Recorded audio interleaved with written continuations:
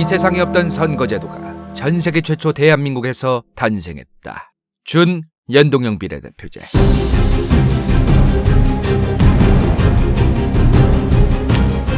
최근 4월 국회의원 선거가 다가오면서 정말 말도 많았던, 그리고 수많은 요청자분들께서 꼭 좀 해달라고 요청하셨던 주제입니다. 며칠 뒤에 있을 21대 국회의원 선거부터 시행될 앞에 준이라는 글자를 이상하게 갖다 붙여놓은 준 연동형 비례대표제입니다. 사실 저 준 갖다 붙인 연동형 비례대표제는 독일 선거제도가 우수하다면서 위대하신 대한민국 국회의원님들께서 독일과 전혀 다른, 아니 전세계 최초로 새롭게 창조를 하신 겁니다. 우선 우리는 국회의원 선거를 하러 가면 하나는 내가 살고 있는 효기심시 기심구에서 국회의원 하려고 선거운동 오지게 하셨던 국회의원 후보들 중에 누군가를 투표하는 용지, 그리고 하나는 정당만 오지게 쭉 써져 있는 용지를 받게 됩니다. 그렇게 첫 번째 투표용지 싹 다 걷어서 계산한 결과로 내가 사는 효기심시 기심구의 누군가가 국회의원으로 당선될 텐데, 그렇게 효기심시 기심구 같은 전국에 있는 지역구에서 당선된 국회의원이 20대 국회 국회의원 총 300명 중 253명인 겁니다. 그렇다면 나머지 47명은 어디로 갔는가? 아까 봤던 정당 오직에 많이 적혀있던 두 번째 투표용지, 저 투표용지로 총 300석 중 고작 47명이 있는 비례대표 국회의원이 뽑히게 됩니다. 그러다 보니 예를 들어 20대 총선에서 국민의당처럼 26.74%를 정당 투표용지로 지지를 받아도 비례대표에서 뽑힐 수 있는 의석은 고작 47석에서 26.74%인 13석만 추가로 얻어가게 되는 겁니다. 그렇게 2016년 4월 13일 20대 국회의원 선거에서 저러한 결과가 나왔었습니다. 그런데 이런 선거 방법에서는 약간 큰 문제가 발생하는데, 바로 사표가 발생합니다.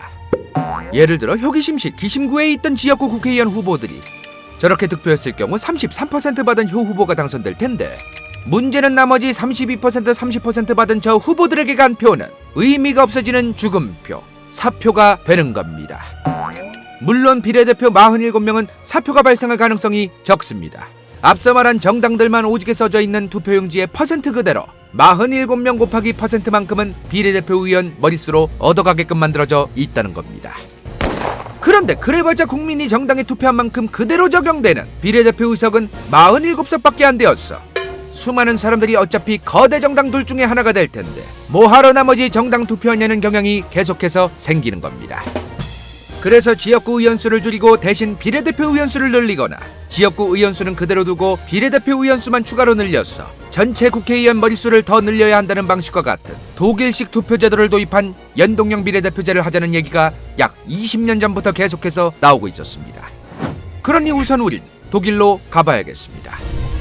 독일의 경우는 우리나라처럼 국회 하나만 있는 게 아니라 저렇게 상원 하원 둘로 나뉘어져 있는데, 상원은 각 독일의 주들, 즉 경기도, 강원도 같은 도 같은 곳에서 보낸 공무원들로 딱 69석으로 이루어져 있는데, 즉 독일 상원은 투표로 뽑히는 게 아니라 각 주에서 보낸 공무원들로 이루어져 있으니 우린 우리나라 국회격인 독일 하원만 집중해서 보고 갑시다. 우리나라는 300석 중에 253석이 지역구, 47석만 비례대표라고 말씀드렸습니다. 그런데 독일은 598석 중 지역구 299석, 비례대표 299석으로 딱 절반씩 나뉘어져 있습니다. 독일도 당연히 우리나라처럼 지역구 의원 뽑는 투표용지, 정당에 투표하는 용지 두 개로 나뉘어져 있을 텐데, 예를 들어 독일의 A 정당이 지역구에서 130석이 당선되었고 정당 득표율은 50%를 받았다고 가정해봅시다. 그런데 여기서 독일은 전체 의석 곱하기 A 정당의 득표율을 해서 지역구 130석 당선되었든 말든 쌩까고 전체 의석수의 50%, 즉 지역구 130석, 비례대표 169석을 더한 정당 투표 50% 받은 만큼의 총 299석만 가져가게 되어 있다는 겁니다. 다시 예로 들면 A정당이 지역구 의원으로 10석만 당선되었어도 정당 득표로 50%를 받으면 전체 의석수의 50%로 이미 그 정당의 의석은 우선 정해지고, 지역구는 10석이 당선되었으니 비례대표는 289석을 줘서 결국에는 총 299석이 된다는 겁니다. 그런데 반대로 지역구에서 150석을 얻었는데 정당 투표용지를 까보니 정당 득표율이 10%밖에 못 받았습니다. 그렇게 되면 전체 598석의 10%이니 59.8석이 되어야 하는데, 여기서 이 정당은 지역구 150석은 가져갑니다. 이게 무슨 말이냐면 정당 득표율로 아무리 적게 받았어도 그 정당 득표율보다 더 많은 지역구 의원이 생긴 건 어쩔 수 없이 인정해준다는 겁니다. 이해 안 되신 분들을 위해 한국에서 다시 한번 예를 들면, 만약 한국의 국회의원이 현재와 달리 지역구 150석, 비례대표 150석이라고 가정해봅시다. 이때 독일과 똑같은 연동형 비례대표제로 20대 국회의원 선거를 계산기 두들겨보면 새누리당은 정당 득표율상으로는 300석 중 100.5석이 되어야 하는데, 그런데 새누리당에서 지역구 105석이 이미 당선이 되었다면 비례대표 의원은 한 석도 안 주고 오히려 그 총선에서는 5석의 초과 의석이 생기게 됩니다. 그래서 독일의 경우 매 선거마다 하원 의원 머릿수가 달라집니다. 또 다른 예로 들면 국민의당의 경우 지역구 의원이 25명 당선되었었는데 정당 득표율은 더불어민주당보다 많았습니다. 만약 독일식 연동형 비례대표제를 그대로 반영하면 국민의당은 지역구 25명에 55석의 비례대표 의원 머릿수를 추가로 받게 되는 겁니다. 정의당은 지역구에서 2명밖에 당선 안 되었었는데 독일식 연동형 비례대표제라면 비례대표 20석이 추가될 수 있습니다. 이렇게 연동형 비례대표제를 적용하면 실제 한국의 선거 결과와 어마무시한 차이가 생기는 겁니다. 그래서 거대 정당들은 저 연동형 비례대표제가 도입되면 손해볼 것 오지게 많습니다. 2019년 당시 연동형 비례대표제를 원했던 소수 정당들이 있었는데, 당시 새누리당이 당명 바꿨던 자유한국당은 아예 비례대표 제도를 없애야 한다고까지 말을 했었는데, 한편 거대 정당 더불어민주당은 호응을 해주는 듯 했습니다. 오지게 반대하던 자유한국당은 빼고 더불어민주당과 그 외 소수 정당들끼리 딜넣고 있었는데, 그런데 갑자기 전세계 어디에도 없던 선거제도 거대 정당 더불어민주당 주연으로 거대 정당 자유한국당은 아예 반대하던 양념에 소수 정당들은 더불어민주당의 꼼수라며 비판하던 양념까지 더해져서 만들어진 준연동형 비례대표제가 만들어집니다. 여기서 수포자 호기심이 정말 환장하게 어려웠던 대한민국 위대하신 국회에서 창조해낸 선거법에 적혀있는 준연동형 비례대표제를 설명드리긴 해보겠습니다. 앞서 말한 20대 국회의원 선거에 적용되었던 것과 똑같이 21대 국회도 지역구 253석, 비례대표 47석은 그대로입니다. 20대 때는 비례대표 47명 전부를 그냥 정당 득표율 그대로 계산해서 적용했었는데, 21대 국회부터는 47석 중 30석만 연동률 50% 비례대표제라는 겁니다. 도대체 저게 뭔 씹삽소리인가? 이게 뭔 소리냐면 지역구 253석은 기존대로 그냥 냅두고 우선 비례대표 47석 중 30석만 따로 우선 계산해서 배분하자는 겁니다.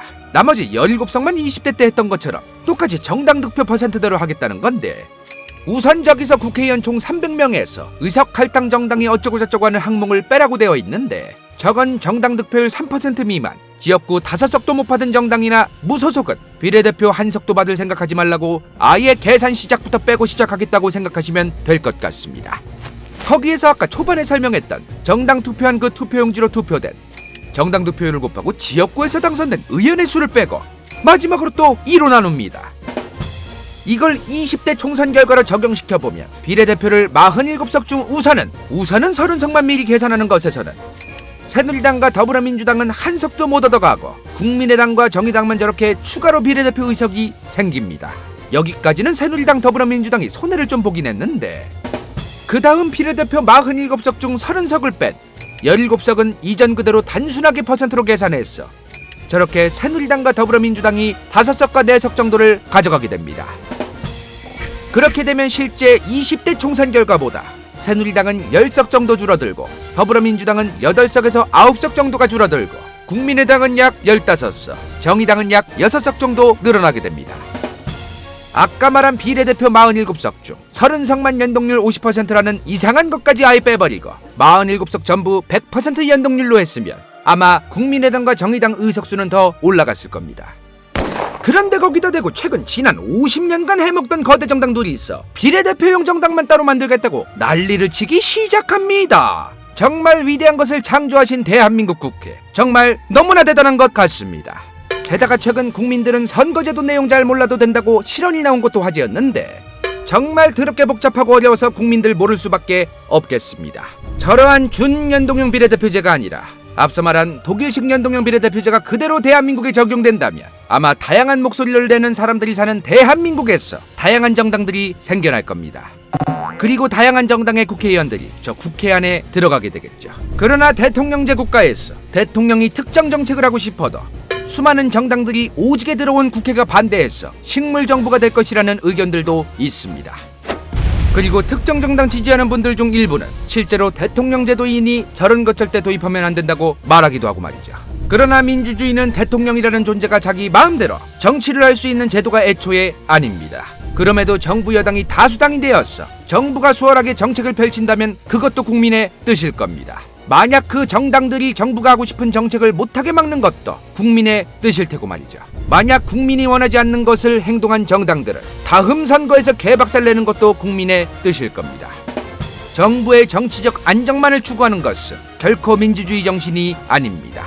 오늘 영상은 연동형 비례대표제를 찬성하자 반대하자는 영상이 아니라 국민들에게 마치 새로운 정치 제도를 획기적으로 창조해낸 것처럼 포장하는 것에 결코 속아서는 안 된다는 것을 말하고자 하는 영상입니다.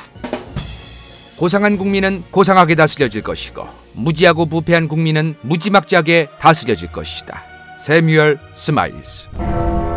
이번 4월 총선의 결과뿐 아니라 앞으로도 뽑힐 모든 정치인들의 모습은 대한민국 국민들의 모습과 비례할 것입니다. 다음 영상은 지난 이슬람 6편의 끝부분 강력한 세력과 영토 확장이 이루어지던 셀주크 제국 이후 지금의 터키까지 영토가 확장되면서 갑툭튀한 강력한 국가가 된 튀르크계 이슬람 국가 셀주크 제국과 로마 제국의 후예 기독교 국가 동로마 제국 즉 비잔틴 제국과 맞붙게 됩니다. 그런데 그 당시 기독교는 이슬람 시아파 수니파로 갈라졌듯이 두 개로 갈라져서 오지게 싸우고 있었습니다. 볼만했다면 좋아요와 구독, 재미없었다면 싫어요를 눌러주십시오.